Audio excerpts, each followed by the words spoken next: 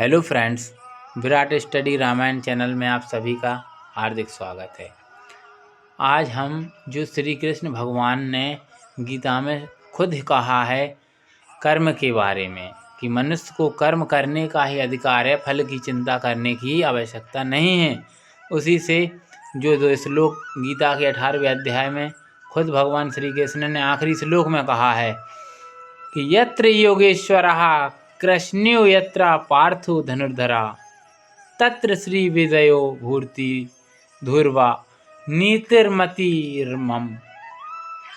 अर्थात श्री कृष्ण भगवान ने खुद कहा है कि जहाँ लगन और धैर्य है वहाँ जीत निश्चित है। अपने कर्तव्य के प्रति आरूढ़ रहना सीखो। दुनिया में ऐसी कोई भी चीज़ नहीं है, ऐसा कोई काम नहीं है, ऐसा कोई लक्ष्य नहीं है जिसको व्यक्ति हासिल नहीं कर सकता। परंतु दुर्भाग्य यह है कि व्यक्ति इंतजार कर सकता है और मेहनत नहीं कर सकता है। वह चाहता है कि बिना मेहनत के ही सब कुछ हासिल हो जाए, लेकिन यह तो भगवान ने खुद कहा है कि यह नामुमकिन है। गीता में श्री कृष्ण भगवान कहते हैं कर्मण्येवाधिकारस्ते मां फलेषु कदाचन मां कर्म फल हेतुर्भूर्मा ते संगोत्वा कर्मणि। अर्थात मनुष्य का कर्म करने में अधिकार ही है कि उसे कर्म करना ही है, उसके फलों को कभी नहीं उसे सोचना। जिसने फल की कामना से कर्म किया है वह कभी भी कामयाब नहीं हुआ, वह लक्ष्य की प्राप्ति कभी नहीं कर सकता। इसलिए कर्मों के फल की लालसा नहीं पालनी चाहिए, वह तो स्वतः ही प्राप्त हो जाएगा।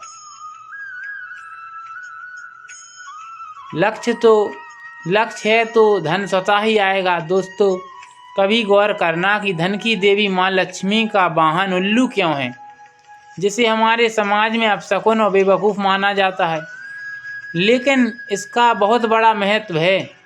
हर इंसान पैसा कमाना चाहता है, चाहे उसका माध्यम कैसा भी हो, लेकिन जब तक हमने मुसीबतों से लड़ना नहीं सीखा तब तक कुछ भी हासिल नहीं हो सकता। माता लक्ष्मी जी ने उल्लू यानी बुराई, कमजोरी, आलस, इन शत्रुओं को अपने नीचे दबोचा है।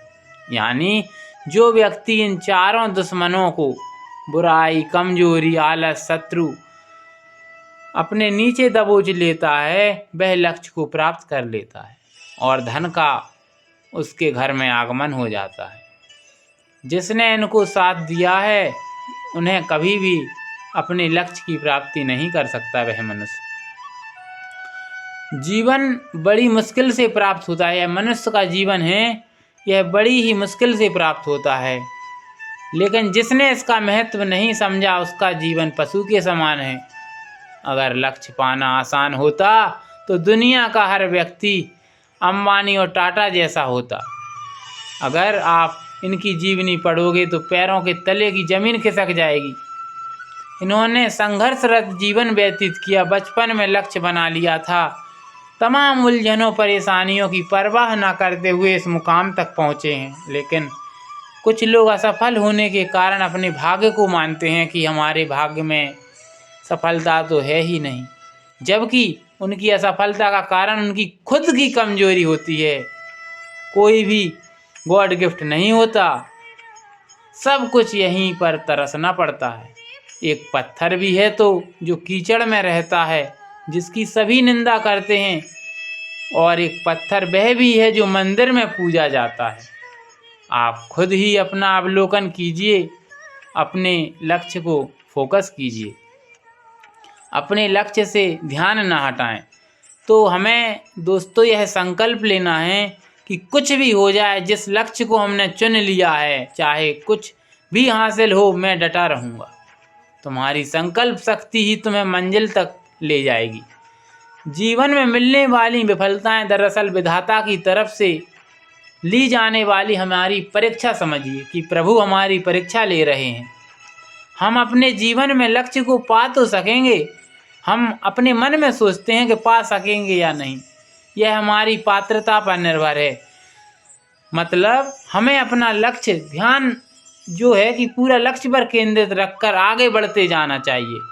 मन में कुछ भी द्वंद्व ना पालें, कभी भी यह संदेह ना करें, ना भयभीत हों। मान लीजिए आप एक नदी के पास जाना है, बीच में तूफान आ जाता है, तो अगर आपकी नज़र लक्ष्य से भटक जाती है तो आप भी भटक सकते हैं। और अगर आप यह समझेंगे कि केवल एक भ्रम है तो कोई तुम्हारा कुछ नहीं कर सकता, हौसला है। और अगर आप यह समझें कि केवल एक भ्रम है तो कोई भी तुम्हारा कुछ नहीं कर सकता, तुम्हारा हौसला ही तुम्हारी सफलता होगी। अगर आपकी नज़र लक्ष्य पर केंद्रित है तो पानी का तेज बहाव भी आपको नहीं रोक पाएगा। संभावनाओं को ना नकारें, जीवन संभावनाओं से भरा है। आपको जीवन में संभावनाओं को कभी नहीं नकारना चाहिए। हो सकता है कल तक आपको जिस काम को करने में दिक्कत आती थी, आज वह उतना मुश्किल ना लगे, आप उसे आसानी से या उसकी कल्पना भी नहीं की सकी होगी, वह भी प्राप्त हो जाए। उसे अपना भाग्य समझो या लक्ष्य। बस इसका तात्पर्य यह है कि हमें लक्ष्य को टारगेट रखें। लक्ष्य पाना है तो अच्छाइयाँ अपने अंदर की पहचाननी चाहिए कि नकारात्मक ऊर्जा आंतरिक ऊर्जा को भी कमज़ोर कर देती है, तो फिर नकारात्मक भाव आने ही नहीं देना चाहिए। हम सारी ज़िंदगी खुद को एक चश्मे से देखते हैं और कोशिश सभी की यही रहती है कि हम जो नहीं हैं वो बन जाएं और लोग हमें पसंद करें। बस हमें ज़्यादा मेहनत करनी ना पड़े। मेहनत करने से हर कोई बचना चाहता है, तो आपको अधिकार नहीं है कि आप बड़े बन जाएं। और बड़ा लक्ष्य रखने की आप जैसे बहुत अच्छे हैं। अपनी अच्छाइयों को पहचानिए। आप जितने भी महान लोगों को जानते होंगे, सबके जीवन को देखिए, अपने जीवन में उतारने का उन्हें प्रयास कीजिए। आपको उनसे कोई भी ऐसा नहीं मिलेगा जिसने महान बनने की कोशिश ना की हो और अपना सहारा मानकर लक्ष्य के पीछे जुट जाएं और हार को भी हरा दीजिए। सकारात्मकता ऊर्जा लाइए। यही भगवान श्री कृष्ण ने गीता में भी कहा है। Thanks for watching. जय श्री कृष्ण।